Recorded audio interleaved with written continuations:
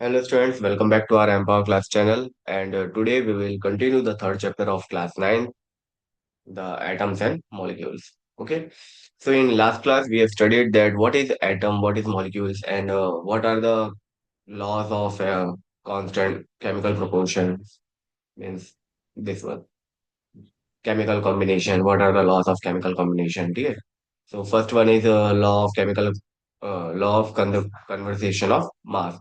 Basically इसमें क्या होगा कि जो भी हमारा रिएक्टेंट है या फिर ऐसा कह सकते हो कि जिसमें मास जो है वो ना ही क्रिएट किया जा सकता है और ना ही उसको डिस्ट्रॉय किया जा सकता है. मतलब रिएक्टेंट के साइड जो भी मास होगा वही हमारा प्रोडक्ट के साइड भी सेम मास रहेगा. भले आप चाहे कुछ भी ऐड करो या ना करो, अगर रिएक्टेंट के साइड जो मास है वही हमारा प्रोडक्ट के साइड भी रहेगा. ओके.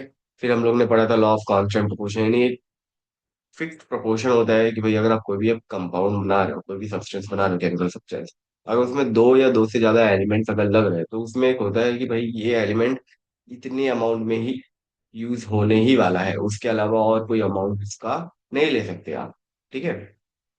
तो पढ़े, फिर हम लोग ने पढ़ा था डाल्टन्स एटॉमिक थ्योरी क्या थी, उसके पोस्टुलेट्स क्या क्या थे. फिर हम लोग ने पढ़ा था कि भाई जो एटम है उसकी साइज क्या होती है, उसका मास क्या होता है, उसका सिंबल क्या होता है. ठीक है ना. तो अभी देखो, बेसिकली यहाँ पे एटॉमिक रेडियस दिया गया है आपको, जो कि नैनोमीटर्स में अगर मेजर करेंगे तो 10⁻⁹ नैनोमीटर्स होता है, यानी बहुत ही छोटा. ओके. और हम लोग बेसिकली अलग अलग एटम के अलग अलग सिंबल्स होते हैं. ठीक है. जैसे ये देखो, modern day symbol of atoms of different elements. तो इसमें कैसा है, Dalton was the first Dalton was the first scientist to use symbol for elements. He used circles to represent elements. Basically जो डाल्टन था उसने पहले बात तो पोस्टुलेट दिया था, ठीक है ना, एटॉमिक एटम्स का. डाल्टन एटॉमिक थ्योरी उसने दी थी, उसने पोस्टुलेट दिए थे डाल्टन एटॉमिक थ्योरी के. ठीक है. और उसने ही सबसे पहले ये भी फाइंड आउट किया था कि एटम्स के सिंबल्स यानी एलिमेंट्स के सिंबल्स कैसे होंगे. ठीक है. वो मतलब कि क्या करता था, सर्कल से रिप्रेजेंट करता था किसको, एटम्स के सिंबल्स. पे आता है, बेरजेलियस suggested that the symbol of atom of the elements can be made from one to letters of the name of element. फिर हमारे दूसरे एक साइंटिस्ट आए थे जिनका नाम है बेरजेलस. तो बेरजेलस ने क्या बोला कि हम लोग जो है जो भी एटम है उसके फर्स्ट और सेकंड लेटर दोनों का यूज करके हम लोग उसका सिंबल बनाएंगे.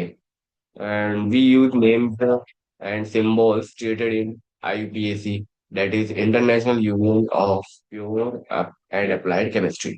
बेसिकली ये जो इन्होंने आइडिया दिया था इन लोग को ये थोड़ा इजी लगा था, क्योंकि सर्कल के फॉर्म में तो आप कोई सा भी एटम नाम दे दो, लेकिन अभी हर एक सर्कल का डिफरेंट स्ट्रक्चर होता है. अब उतना याद करने से अच्छा है, अब भाई आप जिस एलिमेंट के बारे में पढ़ रहे हो उसी के फर्स्ट टू लेटर से अगर उसका नाम पड़ जाएगा तो कितना अच्छा रहेगा, है ना. तो आईयूपीएसी ने भी फिर उसी को स्टार्ट किया. आईयूपीएसी का फुल फॉर्म क्या होता है, international union of pure and applied chemistry. अभी यहाँ पे काफी सारे दिए गए, जैसे कार्बन का है सी, ठीक है, नाइट्रोजन का है एन, कैल्शियम का है सी, एल्यूमिनियम का है ए. ओके. और कुछ ऐसे हैं जिसमें हम लोग बेसिकली फर्स्ट टू लेटर तो नहीं ले रहे, लेकिन फर्स्ट और थर्ड लेटर या फर्स्ट और फिफ्थ लेटर बेसिकली ऐसे लेते थे. तो क्लोरीन का सीएल हो गया, मैग्नीशियम का एमजी हो गया. फिर इसके बाद यहाँ पे और, तो यहाँ पे इंग्लिश नेम है एटम एलिमेंट्स के और यहाँ पे लैटिन नेम है. जैसे सोडियम को क्या बोलते थे, नेट्रियम. पोटेशियम को बोलते थे कैलियम. आयरन को बोलते थे फेरियम. और फेरम, सॉरी फेरम. ठीक है. और अभी आप ये याद रखना, जो आयरन है ना उसके ऊपर जो चार्ज होते हैं वो दो अलग अलग टाइप के चार्ज होते हैं, इसलिए उसका एक में फेरस होता है और एक में फेरिक हो जाता है नाम. वो हम लोग नेक्स्ट चैप्टर में पढ़ेंगे क्या है. ठीक है. और ये फिर कॉपर का हो गया कपरम, सिल्वर का हो गया आर्गेंटम, फिर गोल्ड का हो गया औरम. तो बेसिकली ये सारे, और देखो ये जो एलिमेंट्स है, अब सोडियम का तो लैटिन नेम क्या है, नेट्रियम, इसलिए इसका जो सिंबल बना ना वो नेट्रियम नाम से बना, Na. ठीक है. पोटेशियम का क्या है नाम है, कैलियम. के फर्स्ट लेटर ले, मतलब बेसिकली कुछ कुछ एलिमेंट्स ऐसे हैं हमारे जिनका जो लैटिन नेम है उसके फर्स्ट और सेकंड लेटर उन्होंने क्या किया है, यूज किया है. ठीक है। और सिंबल हम लोग क्या करते थे, सिर्फ फर्स्ट सेकंड लेटर, ये बेसिकली सिंबल्स हो गए। ठीक है। कुछ कुछ का जो था तो वो तो हम लोग ने क्या बोलते हैं उसको, लैटिन नेम से यूज किया था। ठीक है ना। जैसे ये सारे एलिमेंट्स जो है, इनका जो भी सिंबल हम लोग बनाया है वो हम लोग ने लैटिन नेम से बनाया है। और इसमें काफी सारे एलिमेंट्स ऐसे भी हैं जिनका जो नेम है, कुछ कुछ हमारे साइंटिस्ट थे वो उनके नेम से भी मिलता जुलता रहता था पहले। ठीक है। ठीक है। बाद में हमारा जो आईयूपीएसी था उसने कहा कि भाई कोई एक कॉमन सा नेम रख दो, क्योंकि अगर सिर्फ साइंटिस्ट के नेम पे अगर ये सब रखे जाएंगे तो भाई जो भी आगे जनरेशन आएगी या फिर जो भी आगे पढ़ाई करेंगे ना तो उनको प्रॉब्लम हो जाएगी, क्योंकि काफी सारे साइंटिस्ट अगर आप देखोगे तो कुछ कुछ के सरनेम्स और या फिर कुछ कुछ के नाम एकदम सेम टू सेम, जैसे विलियम थे तो विलियम तो कितने सारे रहे होंगे, है ना। अब वो विलियम के नाम से अगर डाल देंगे तो प्रॉब्लम हो जाएगी ना। इसीलिए आईयूपीएसी ने ये सब। अब significance of symbol of an element.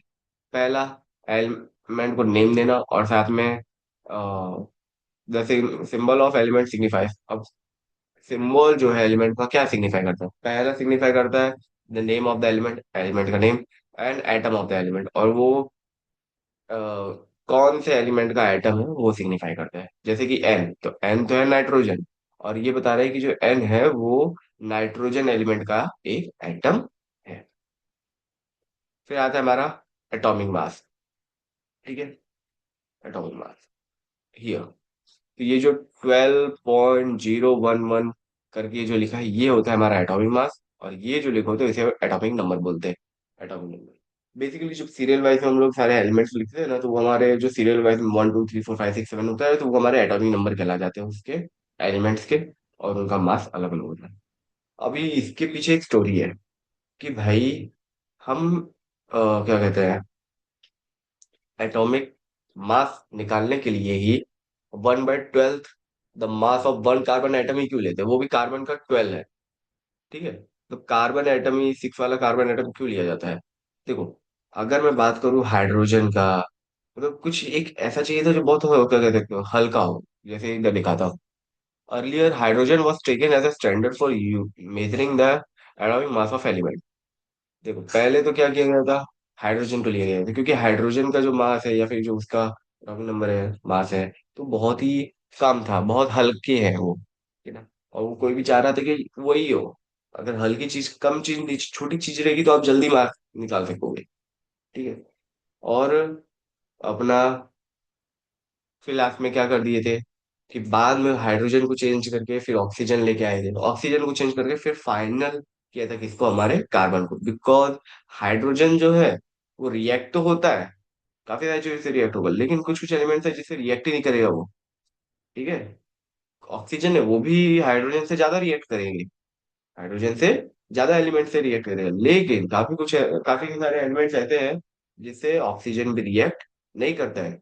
इसलिए लास्ट में कार्बन को लाया गया, क्योंकि वो एक ऐसा एलिमेंट है जो मोस्ट ऑफ द एलिमेंट से क्या करता है, रिएक्ट करता है। ठीक है। और इसका अभी हम लोग ने ये फॉर्मूला लिया है, क्या दिया है कि 1 एटॉमिक मास यूनिट, यानी 1 AMU, 1 AMU लिखो या फिर 1 U लिखो, बात एक ही है। क्या किसके बराबर होता है, 1/12 the mass of carbon 12 atom. ठीक है ना। कार्बन 12 एटम 1/12 ही लेते हैं उसका। अगर जैसे आपको AMU या फिर यू की डेफिनेशन लिखनी है तो कैसे लिख सकते हो, 1 atomic mass unit is mass unit equally to exactly of 1/12 the mass of 1 atom of carbon 12। मतलब कि 1/12 होना चाहिए कार्बन 12 का, जो भी कार्बन 12 का जो भी मास है उसके 1/12 होना चाहिए वो चीज। ठीक है। और ये देखो, यहाँ पे C12 क्यों लिया, क्योंकि C13 भी हो सकता है, C14 भी हो सकता है, बट वो सारे भी उतने ज्यादा एलिजिबल नहीं थे जितना हमारा C12 वाला एटम है। और ये C13 और C14 क्या है, बेसिकली ये कहलाते हैं आइसोटोप्स ऑफ कार्बन। क्या कहलाते हैं, आइसोटोप्स। आइसोटोप्स में से आइसोटोप का बेसिक मीनिंग होता है कि भाई एटॉमिक नंबर सेम होना, बट उसका जो मास नंबर है वो डिफरेंट होना चाहिए। एटॉमिक नंबर तो सेम रहेगा लेकिन जो उसका मास है वो हमारा डिफरेंट होता है, तो वो हमारा आइसोटोप्स कहलाता है। और उसके बाद एक टर्म आता है आइसोबार। आइसोबार में क्या होता है कि भाई हमारे एटॉमिक नंबर डिफरेंट होते हैं बट मास हमारा सेम रहता है। ठीक है, एटॉमिक नंबर क्या होते हैं, डिफरेंट होते हैं बट मास हमारा क्या होता है, सेम होता है। ओके, ना हाउ डू एटम एग्जिस्ट। अभी एटम एग्जिस्ट कैसे करते हैं? तो पहला तो atoms of few elements such as noble gas like helium, neon, argon and krypton etcetera. देखो नोबल गैसेस वो होते हैं ना जो कि फ्री स्टेट में एग्जिस्ट करते हैं, क्योंकि इनके जो भी जैसे हम लोग अभी वो, अच्छा अभी आप लोग ने स्ट्रक्चर ऑफ एटम नहीं पढ़ा है, ठीक है चलो कोई नहीं। हर एक एलिमेंट, हर एक एटम जो होता है उसको बेसिकली क्या चाहिए होता है कि वो टू, 8, 8, 2, ये वाला एक रूल होता है जिसको उसे फॉलो करना पड़ता है। 2, 8, 8, 2। इसमें क्या होता है कि हमारा कोई भी अगर एक ऐसा एटम है, ठीक है, कोई भी हमारा एक ऐसा एटम है, अब ये मान लो उसकी ऑर्बिट है, ये जो मैंने गिना ये क्या है, उसकी ऑर्बिट है। और ऑर्बिट पे कौन होता है आपको पहले ही बताया गया है, कौन होता है यहाँ पे ऑर्बिट में हमारा, ठीक है, कौन होता है हमारा, इलेक्ट्रॉन होता है।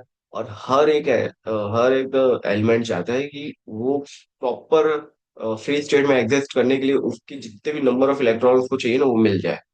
स्टार्टिंग के जो 5 है, hydrogen, helium, lithium, beryllium, boron, ठीक है, ये जो स्टार्टिंग के 5 वो चाहते हैं कि मेरा जो एक्साइटेड स्टेट है या फिर मेरा जो लास्ट स्टेट है ना उसमें सिर्फ और सिर्फ दो इलेक्ट्रॉन होने चाहिए। कितने इलेक्ट्रॉन होने चाहिए, दो। तो वो बैलेंस हो जाएगा। और बाकी के जितने भी है वो बोलते हैं कि भाई हमारे लास्ट एक्साइटेड स्टेट में बेसिकली 8 इलेक्ट्रॉन्स होने चाहिए। कितने इलेक्ट्रॉन्स होने चाहिए, 8। तब हम बैलेंस हो जाएंगे। और ये जो भी हमारे नोबल गैसेस है, ठीक है, ये जो हमारे नोबल गैसेस है ना, ये सब के सब फ्री स्टेट में इसलिए पाए जाते हैं क्योंकि ऑलरेडी ये बैलेंस्ड है। इनके लास्ट स्टेट में जो रिक्वायरमेंट है वो ऑलरेडी फुलफिल है, इसलिए ये जल्दी रिएक्ट नहीं करते हैं किसी से। ठीक है ना, इसलिए फ्री स्टेट में पाए जाते हैं और सिंगल एटम के फॉर्म में होते हैं। बट काफी सारे एलिमेंट्स जो होते हैं वो केमिकली रिएक्टिव होने की वजह से वो फ्री स्टेट में नहीं पाए जाते। उन वो एक मॉलिक्यूल या फिर एक आयन के फॉर्म में ही पाया जाएगा। ठीक है, काफी सारे हमारे एलिमेंट्स होते हैं जो कि केमिकली रिएक्टिव होते हैं, यानी वो रिएक्ट करेंगे ही करेंगे क्योंकि उनकी सेटिस्फेक्शन अभी तक फुलफिल नहीं हुई है, मतलब वो सेटिस्फाई नहीं है उनके लास्ट, क्या बोलते हैं इसको, लास्ट शेल में अभी भी कुछ इलेक्ट्रॉन्स क्या है बाकी है, तो वो रिएक्ट करेंगे। और वो रिएक्ट करेंगे तो बेसिकली वो सीधी बात है वो फ्री स्टेट में तो पाए नहीं जाएंगे, सिंगल एटम के फॉर्म में नहीं होंगे। इसलिए वो हमेशा मॉलिक्यूल या फिर आयन के फॉर्म में रहते हैं। ठीक है, कहते हैं मॉलिक्यूल। और मॉलिक्यूल तो मैंने आपको बताया था, जब दो या दो से ज्यादा एटम्स जो है वो अगर केमिकली बाउंडेड है एक साथ, क्या हो, केमिकली एक साथ क्या हो, बाउंडेड हो, तो वो हमारा क्या कहलाता है, मॉलिक्यूल कहलाता है। ठीक है ना, मॉलिक्यूल जो है जरूरी नहीं है कि वो मतलब कि एक ही एलिमेंट है, एक ही डिफरेंट एलिमेंट है, दो डिफरेंट एलिमेंट के एटम्स मिल रहे हैं तब जाके मॉलिक्यूल नहीं। सेम एलिमेंट के भी एटम्स भी मिला के हमारे मॉलिक्यूल बनाते हैं। So, ठीक है, अब यहाँ पे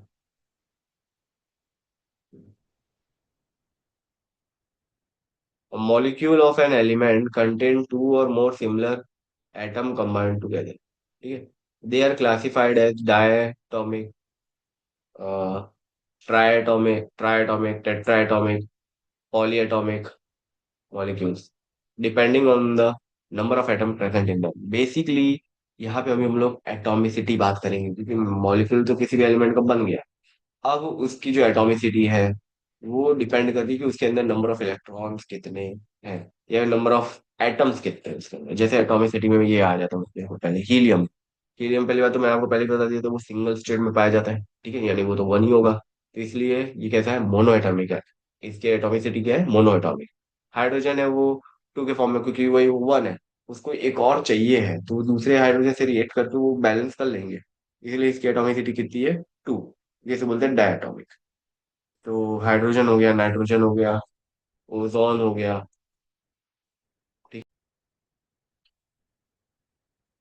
ठीक है।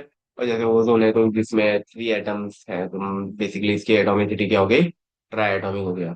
फॉस्फोरस जिसमें 4 है तो टेट्रा एटॉमिक। और जैसे सल्फर है इसका 8 है, मतलब 8 सल्फर मिक्स होकर पूरा एक सल्फर का मॉलिक्यूल बनाता है, तो जिसमें एटॉमिसिटी कितनी हो गई, 8 हो गई, जिसे हम लोग पॉली एटॉमिक बोलते हैं।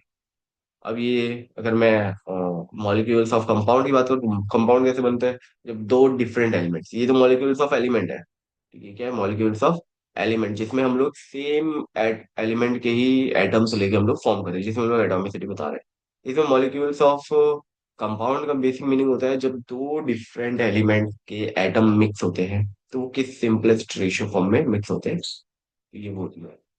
ठीक है। ओके। अब ये आयंस एंड रेडिकल्स हम लोग नेक्स्ट लेक्चर में करेंगे। Okay, then thank you for watching the video.